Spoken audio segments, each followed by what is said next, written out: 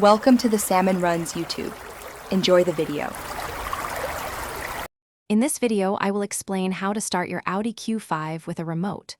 First, make sure your vehicle is securely locked. This is a crucial safety step before initiating the remote start function.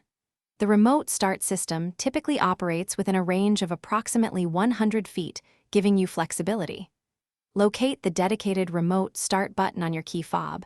It often has a circular arrow icon or an X2 symbol. To activate the remote start, begin by pressing the lock button on your key fob a single time. Immediately after, within a window of about 5 seconds, press and hold the remote start button.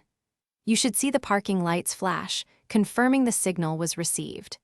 The engine will then start, running for a duration of 10 minutes, perfect for warming up or cooling down the cabin. If you need more time, you can extend the engine's runtime. Simply repeat the remote start process. Press the lock button once, then press and hold the remote start button again.